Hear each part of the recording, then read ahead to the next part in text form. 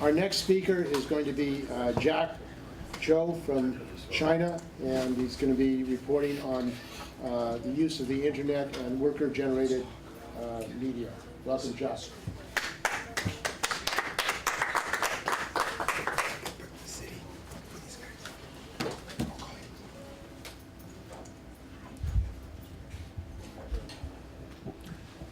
Thank you, Steve. I'm here this week as part of the Chinese delegation to LaborFest.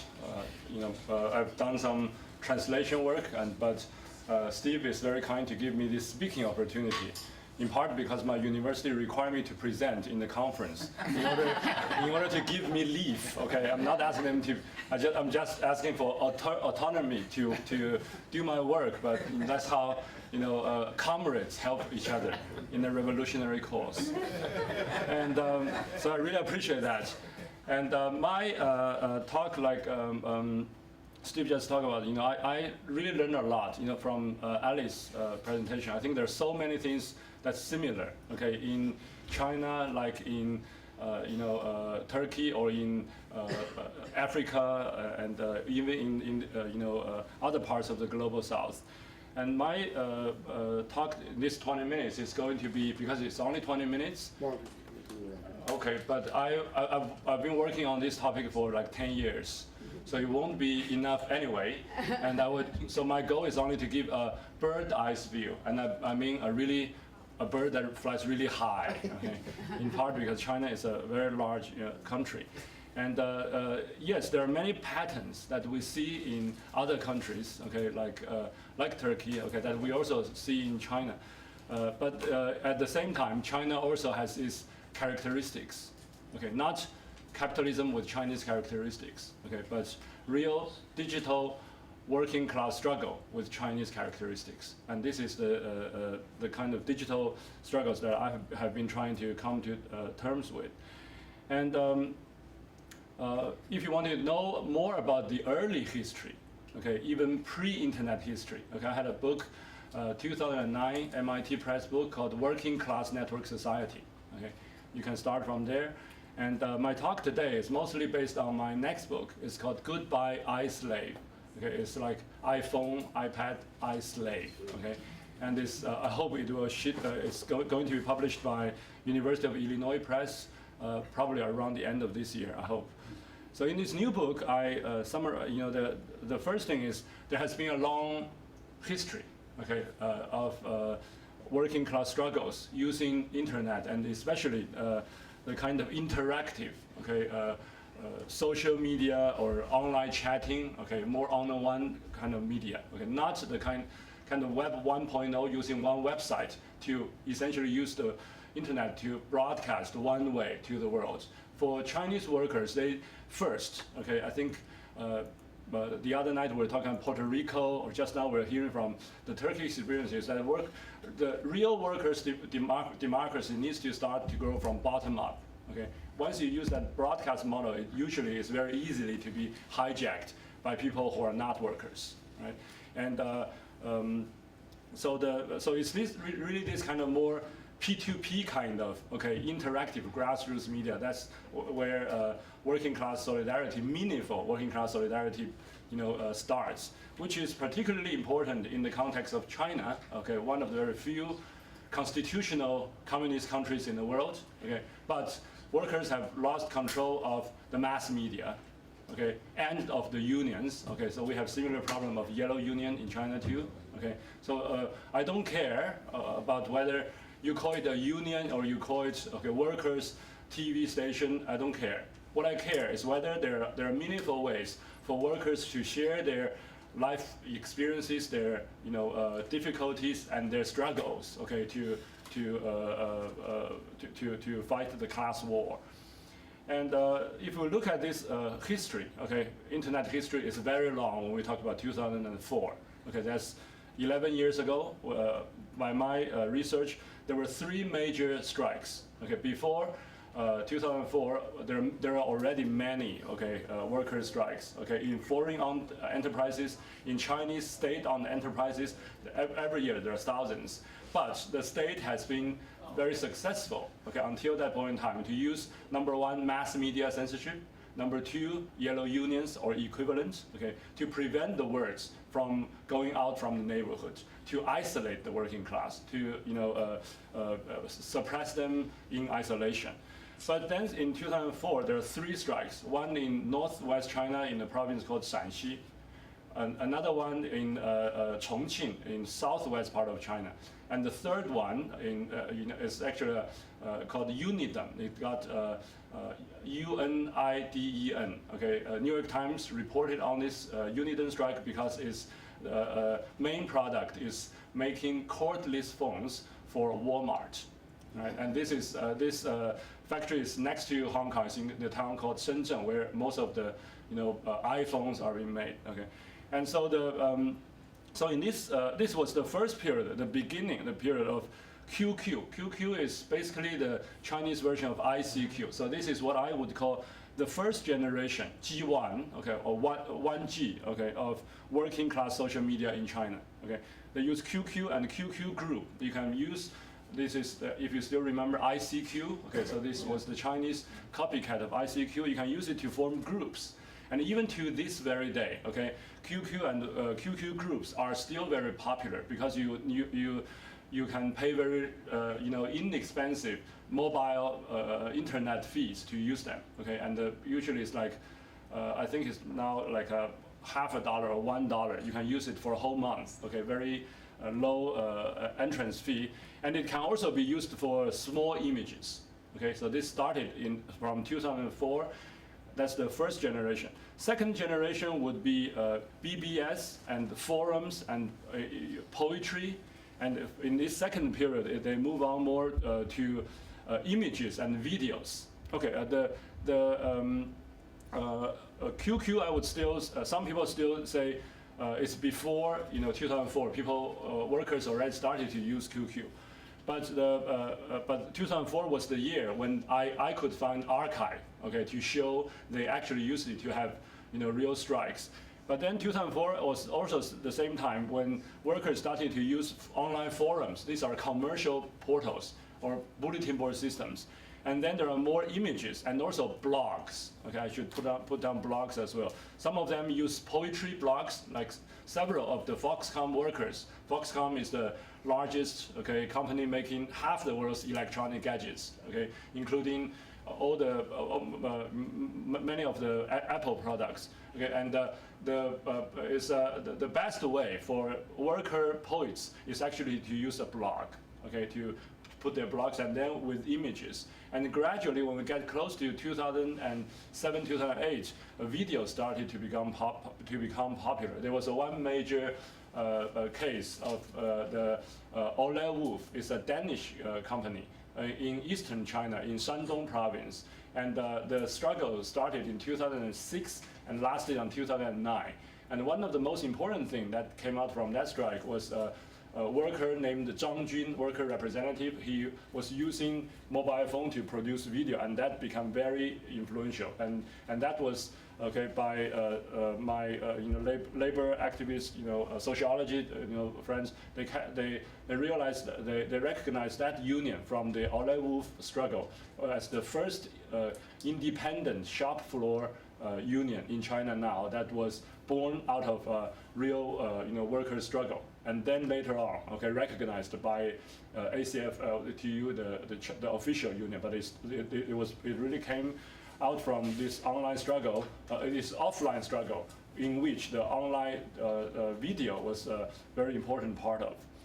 And since 2009, 2009 was another watershed, for worker-generated content. You see, I call it worker WGC in a deliberate way to differentiate all this tremendous development of worker content as something different from UGC, defined by corporate capital and under the state surveillance. And after 2009, so if you remember 2004 and 2009, then you got the three periods. The third period is the beginning of the Weibo, which is the Chinese version of Twitter. And Weibo has been popular from 2010 to 2013. And since 2013 is WeChat. Okay, WeChat is a combination between Facebook and Weibo, services, but it's also offered by Tencent, okay, the big internet company that also produce QQ, provide QQ service. So you came a full circle, okay, in the three stages. And here, when we talk about Weibo and WeChat, they're all social media. And with social media, it integrates text, small image, bigger image, videos, all are integrated into each other. So the three stages, historical stages for worker-generated content in China are not one replacing the other. They are cumulative. Okay, all three are still around, and they are still being used by workers on the ground, in different combinations. So what are the kinds of working class struggles online when it comes to the content creation? People sometimes give me a one-word answer. I cannot do that for hundreds of millions of Chinese workers. So I developed, I actually collect lots of videos, online, and I developed a little typology. It's a 2x8 typology. First, there are different kind of ownership schemes, and the workers I talk about in East, West, North, South China. They're very different, all right? But different, owned by foreign capital, by state-owned enterprises, and different worker demographics. Younger worker and older workers are very different. But here is something I think that may have more universal value if you want to compare, working class struggle in Turkey or in Puerto Rico or in China. I think there are three fundamental dimensions. Number one, who are making these videos, these contents? Is it individual workers and nothing more, or workers organized? So it's the collectivity, If they're organized, it's on the left-hand side. If they're not organized, they are still individual agents, which is fine in some struggles, There is a minus. And then when they create the content, is there an activism orientation? Do they do that in order to change the world, or change the factory, or change the community? If it is yes, then it's this four, on top. If no, it's on the bottom. And then the third one is empowerment effect. After all this struggle, individual or collective, with or without activism orientation, does it really make a difference for the workers?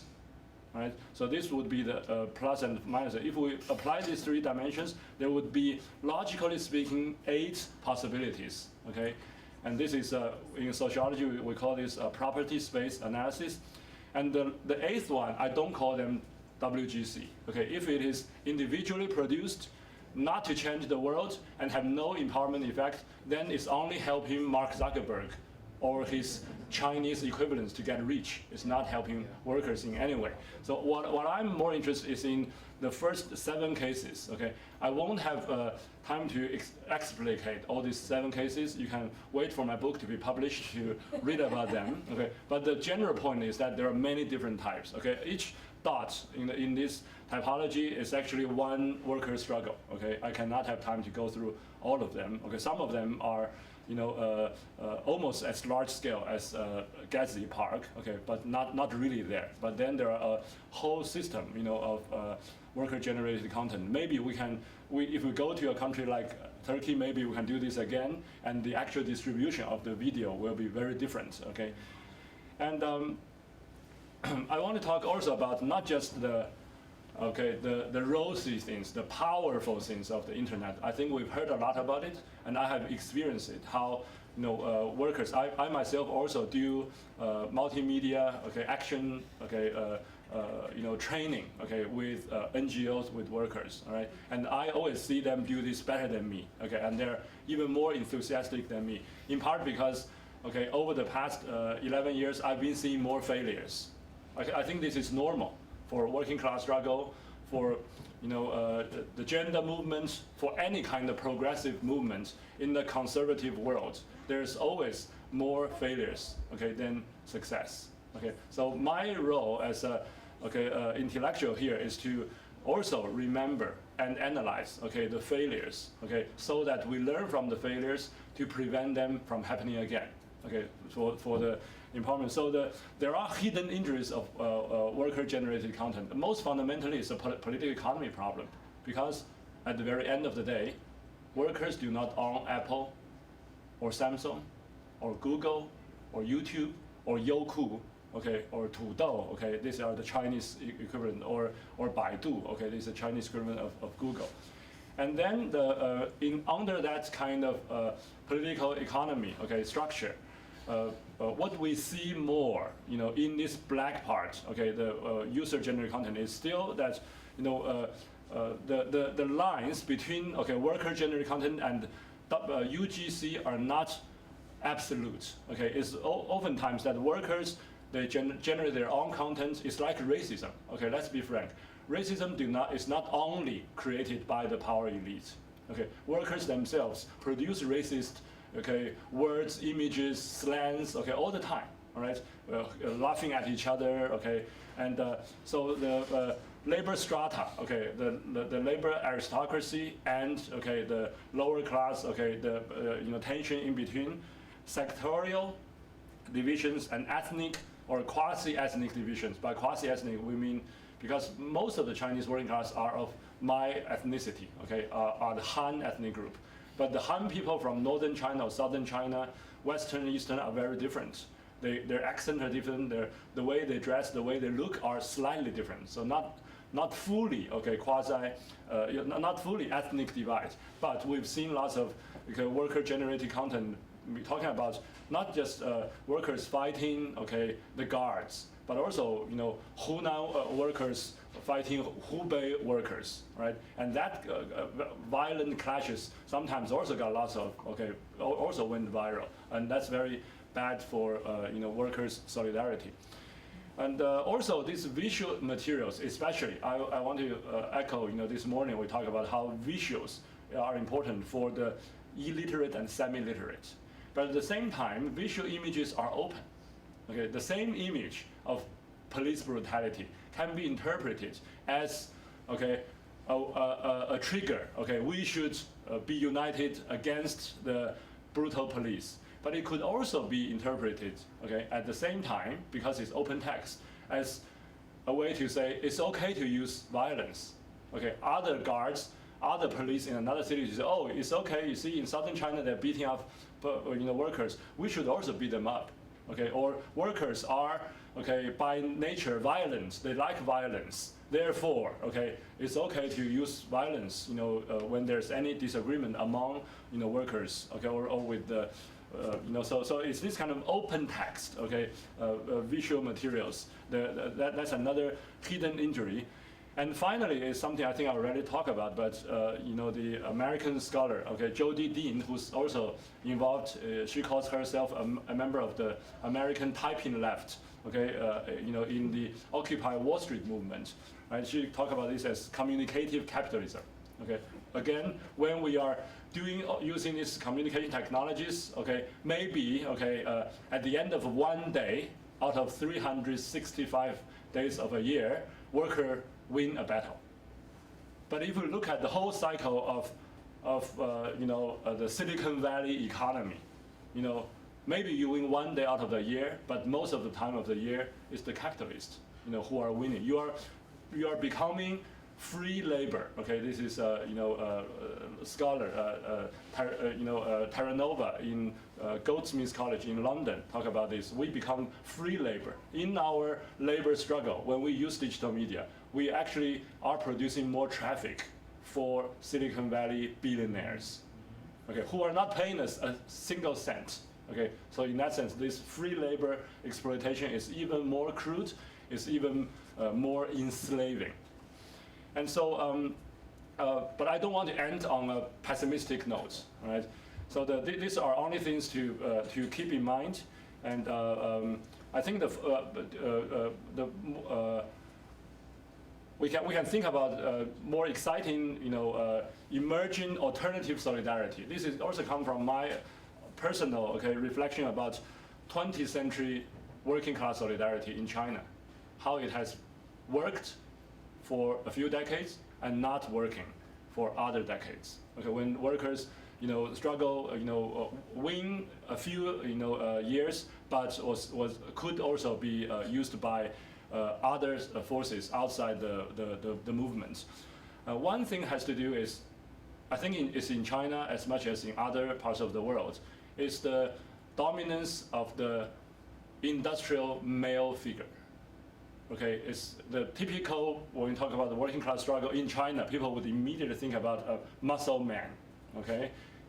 But then when we see this digital, media, so what I'm starting to think is a feminine solidarity. For example, one of my most favorite, images is actually, a Reuters image, and several newspapers, including New York Times, used it. When you look at this is the Honda strike of 2010, in summer 2010. And which is probably, again, one of the most important event for worker struggle.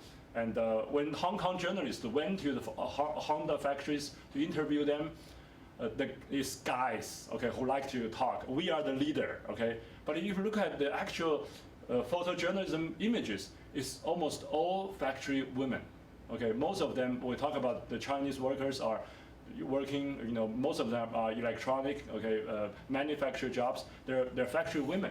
They're the largest number of workers on the shop floor. They are the largest number of WGC worker-generated content creators online. So is this a possibility, in China or in other places when we see a feminization of workforce?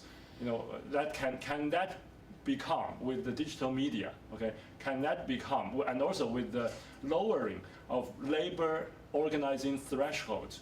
With the digital media. Does that mean feminine solidarity finally can be, as I'm not saying we guys are not important at all. At least there will be more gender equality. To organize traditionally marginalized population of the workforce. Another solidarity I want to mention is in 2009. This morning I was asking questions. Some of you probably know where I'm going. Is how can the material workers on the assembly line form solidarity with workers in the data mine? Right? And so in China, we already had a case of hackers forming solidarity with workers. Right? This is a Chinese company called 361. It's a athletic shoe making factory. And they have been in struggle for a while. And after 2009, there's a financial crisis. And the factory was not treating them very well. But at the same time, in order to solve the financial problem itself, the factory actually went public in New York Stock Exchange. Before the IPO of any company, there will be a lot of information flowing around. And the workers, this is workers in Fujian province, in southeast China, and they knew how New York Stock Exchange works. So don't underestimate workers, even though they are in a small town, in Fujian province. And they knew people will be Googling or Baiduing. Baidu is Chinese version of Google.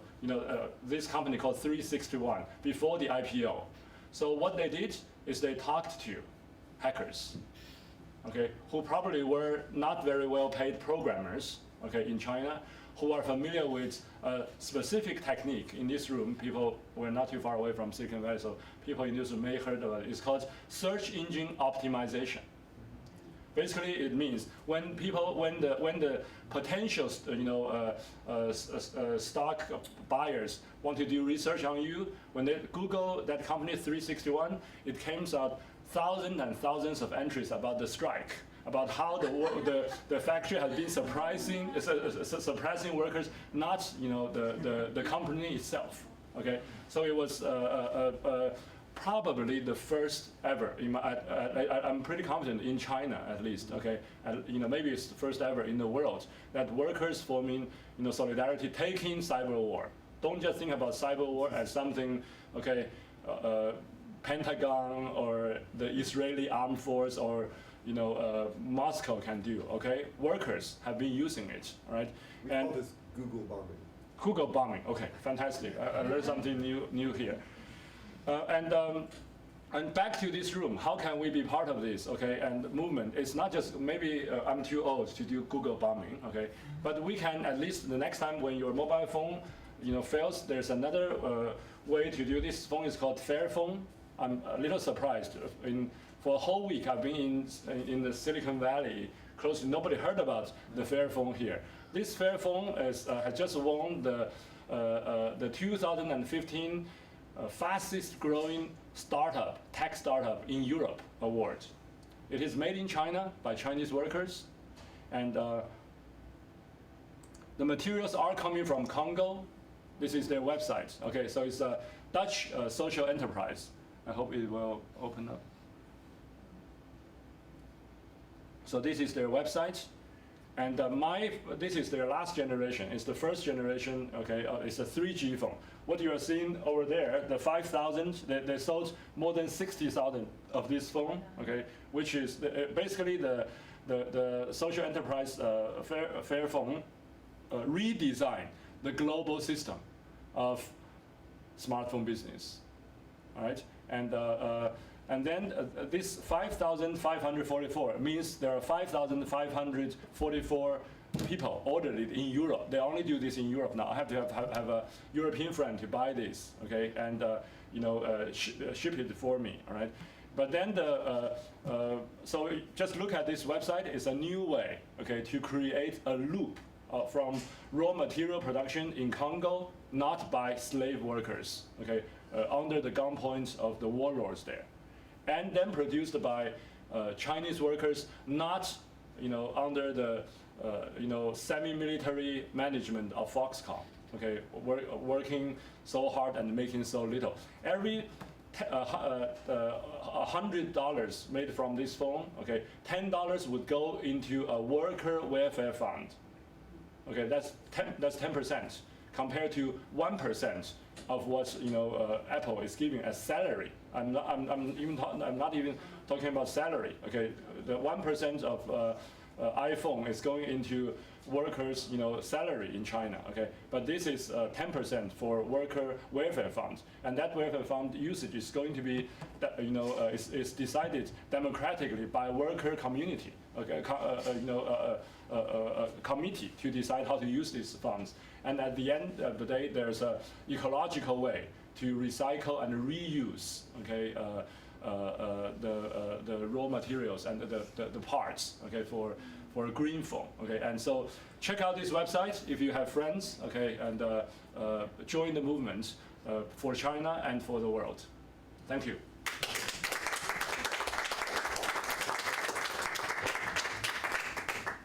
Steve is not here. Does this mean I get to talk more? Okay, so let's take the questions. Any questions or comments on Jack's presentation? Yes. Does your Fairphone work in the United States? Yes, it has 2 SIM cards. SIM cards. Yeah, 2 SIM cards. So I have one of my China SIM cards is here, but I have a California SIM card working here. Yeah. The 3G is a little slow, not because of the phone. It's because San Francisco's 3G network, probably they're not investing in it. And it's very easy to open it. There's an app in it called iFixit. So if something goes wrong, it tells you how to fix this phone yourself. How much you selling it for? I'm not selling it. You should. I'm very proud. I'm not. Yeah. I won't sell this at all. I will use it as long as possible. And again, today's iPhones or Samsungs, they're designed to last somewhere between 18 months to 2 years. So if it breaks down, okay, by the next one, this is designed like a Nokia. You can feel it, the weight, because the parts are metal parts, not plastic parts like iPhone and Samsung. Yes, Ricardo. Yeah, how does the progressive movements or in the grassroots in China has dealt with the rivalry between the government of China and Vietnam and the conflict over the islands in the South China Sea? Has there any grassroots connection for fight for unity and for peace between the 2 working classes against the government? The simple answer, sorry, I have to disappoint Ricardo. Okay, the simple answer is no. Okay, the nationalism has been more effective. Okay, to among the working people in China, the nationalism have been more effective to protect the conservative ideology. Okay, so I think the number one nationalist target is not Vietnam yet. The number one nationalist target is Japan. All right, and in southern China, for example, I know I do interview with Foxconn workers. Okay, I talked to a Foxconn worker who is semi-Chinese, semi-Vietnamese. All right, and she said she heard in another facility of Foxconn had dozens of facilities. She said she heard over there's a Vietnamese newspaper, because there are many, Foxconn brought many Vietnamese workers to be there, okay, to be trained and then send them back to Vietnam. But when I get to that facility, they're already gone. There was no such newspaper. Okay, so I could not find ways to even that workers I interviewed is half Vietnamese. Okay, but her cultural identity is almost completely Chinese. Okay, so again the working class in China, while fighting, I think we need more help. I think probably like many other nationally based working class formations, we need help to prevent the kind of nationalistic sentiments, because that's the lesson of World War I, right? How imperialist project can hijack that energy to build another project that's ultimately devastating the working class. Yes. So Todd, yeah. I know you're from Hong Kong. Last year we were hearing a lot in this country about the democracy movement in Hong Kong. The umbrella movement. Umbrella, yes. So can you just comment about your take on all that? I would say just now when I was listening to Ali, it was 90% similar. Okay, except we don't get internet censorship at the level of Turkey. Okay, so the Hong Kong is somewhere between Gezi uprising and Occupy Wall Street. Hong Kong is where that is. Okay, and in terms of the internet situation, yeah, and but now I think my sense about the Occupy movement in Hong Kong, we also call it Occupy Central. Okay, is no longer the young people are very demoralized. Okay, and nobody really knows. Okay, we don't. We are waiting for the end of this year. Hong Kong will have a district council election. I tried. Okay, I actually went to there are three main Occupy sites in Hong Kong, and one of them is known as the most working class. Okay, it's in Mong Kok. Okay, I actually did most of my interviews. I even did a little survey in there, and I wanted to see how important is the class politics. Okay. In my survey, I asked people to identify whether they're working class or middle class, okay, and and their position, okay, towards them, because the trigger of the umbrella movement is the political reform bill, okay, and it turns out class, at least by this measure, self-identified class position is not very important. Even though, compared to the other two sides, people saying this is the most working class, other are white-collar workers go there. But then what really comes out is age. Okay, young people are much more supportive, and older people are much less supportive of the pro-democracy movement. Okay, so I would again echo what Ali just said. We need a new class analysis, because this is a new working class in the making. And for us in the umbrella movement or in Gezi Park to capture the dynamics, okay, of real class, power and class domination. We need to go beyond the traditional ways, okay, to identify yourself using individual. Okay, I'm from rich family, or I do rich job, well-paid job, from a more networked way to. Sometimes I call them network labor. Okay. So I ask this because, the connection with Occupy is interesting. There was an idea around the Occupy movement here that the class struggle associated with that should be reframed, not as working class, but as the 99% and the 1%. Part of the idea was that having a larger group, you know, everywhere from the upper middle class to poor people having common interests against a small group of elite would be more unifying, and that would be a better way to move things forward, at least for the first step. Mm-hmm. And I agree. Yes. So I don't know if was there a similar. I think yes. Let me add one more thing. You know, that's unique. Okay, unique to a degree. Right. In the Hong Kong umbrella movement is what I would call outburst of creative energy. Mm-hmm. Okay, in part because Hong Kong's umbrella movement is much less bloody. Okay, the density of the tear gas, we get some density, but no way close to what we just saw. Okay, what Ali went through. Okay, no way close to that type of density. Okay. But because Beijing had a policy, okay, Beijing's bottom line is no bloodshed and no compromise. Okay, so there within this framework, there's no bloodshed, you know, in the street, but no compromise to the protesters. But at the same time, you have a free media environment. Okay, all the world's journalists came here. You know, my student workers, when they came to class, you know, they would bring a helmet with press on it. Okay, and then it literally, the classroom looked like a war zone, you know, because the police would use clubs to hit their head. You know, they have to wear, helmets. Okay, and but it's in this, you know, environment with number one, freedom of the press. Okay, at least, you know, by international standard, freedom of the press in Hong Kong. Number two is no bloodshed. Okay, no compromise. So the Hong Kong Occupy, okay, actually lasted for 96 days. Okay, and during that period, and another very important thing, Hong Kong is like Puerto Rico.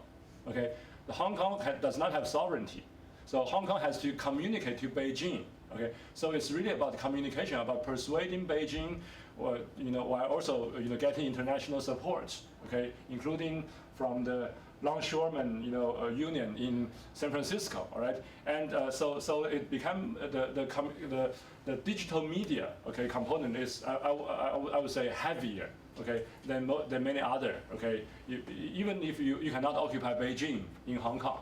All right, so that is the more unique part. So in that process, we see you know, dozens, and I think at least 3 dozens new, okay, internet channels. Some of them are video, some of blog. Okay, they all emerge, and I would say more than half of them are not leftists, are not socialist. Okay, they are the more liberal. Okay, I would say 6 or 7 of them. But then only 1 or 2 of them got lots of hits. But then the more lefty learning, there are also, you know, I would say 30–40% of them are left-leaning. Okay, and especially the younger the protesters are, and the more educated they are, they end their rallies with the Communist International. All right, and you know, and then they get, I would say, if we talk about traffic, okay, the leftist side, despite the less number, okay, but they actually got equal, I would say, about equal number of you know, hit, you know, traffic. So it's a very interesting moment, and we still have to wait and see, okay, by the you know, the next district election to see how, you know, it really plays out. Yeah, he mentioned, you know, Occupy Wall Street, but, you know, it's a lot of myth about Occupy Wall Street. I was in Occupy Wall Street in Boston in the Socialist Caucus. And so, you know, Occupy Wall Street included Democratic Party grassroots organizers that didn't want to, you know, socialism or communism being mentioned. I mean, and ultimately some people thought about, you know, occupying spaces would be, you know, like this beginning of a revolution, and, you know, everybody knows that you have to do much more than that for any kind of revolution, you know, about production, you know, democratic participation of workers, etc. You know, it is beyond, if you want to make a revolution, occupying a space. And, you know, among the 1% down, there is a layer of bureaucrats, managers, technocrats that they're millionaires and, and not necessarily the owners of the means of production, but they're not necessarily capitalists and they're not part of the 99%, So it is beyond the so-called 99%. So yeah, I think therefore that the debate, at some point has to be around, the question of power, the question of a party and so on. Because, it's a difference between a revolutionary alternative that actually advocates for something like that. The Social Democrats are always speaking about democracy, space, we all can share, we all can be together in this thing. And what remains is capitalism or class society, because it is no way but two sides of the question, two classes antagonizing and fighting against each other. So how you see that debate? First, I definitely agree. The concept of communicative capitalism came directly from the Occupy Wall Street. Okay, and in what sense, does this strengthen Wall Street? Okay, or IT money? Okay, IT capital? Okay, in that sense. But in the Hong Kong experience, okay, I see again, like what you saw in Boston. There's a whole spectrum from the ultra left to the ultra right. Okay? And usually, what I would see is the ultra left are not so influential online, at least in Hong Kong. Okay, it's the more moderate, more democratic, more socialist. They get more traffic. But on the right side, we really need, okay, especially we talk about online, okay, mobilization, online, social movements for alternative future. Okay, there are people who want the alternative future in the ultra-rightist way. Okay, and on the right side is the pattern. At least I don't know how this plays out in other places. Okay, the ultra-right is the more radical you are, the more popular you are, the more hits you got, and that is we actually in Mong Kok. Okay, they actually they organized by different tents. Okay. So one tent is the ultra right, okay. The other one is the moderate right, and then the left and ultra left, okay. And by the end of the movement, I was there the night. They literally they were not only, having online, okay, critique, okay, fighting by words, okay. Actually, the people coming from the ultra right tent actually physically attacked. I was taking picture of them. Physically attacking other, because everyone was broadcasting from their tents. They were pushing down other people's tents. So they were more destructive. Okay, so this is something comrades on the left need to develop analysis. We can not only use our analytical lens to analyze our own successes and failures. We also need to analyze, okay, what's going on the right side, okay, and how they have been successful to sell racism, to sell, okay, why the ultra-right view was the most influential is because they were trying to give a spin to the umbrella movement. It's not as a class warfare, but as a mainlander versus Hong Kong people. So it's identity politics. It's a local version of nationalism or racism. Okay, and then so this is really another part of our important digital media, okay, spectrum. We have to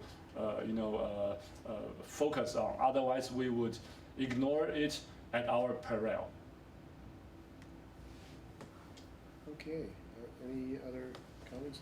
I mean, I think the future really of developing an international labor communication network and movement is for workers to start producing their own media. I mean, that is critical. I mean, that is the way that the working class will be able to present itself as a world class.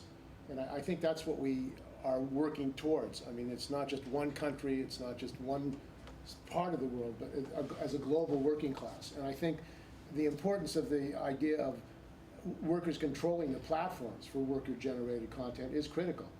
That we cannot allow the capitalists, the billionaires, because they will manipulate. And one thing that hasn't come up at this conference is the censorship by Facebook and by these platforms, that they have a conscious interest in preventing the organization of the working class, that really challenged them. Even a movie, for example, The Roadmap to Apartheid, which is about Israel and the relationship of South Africa apartheid to Israeli apartheid system. Netflix censored that movie, said that they will not distribute that movie.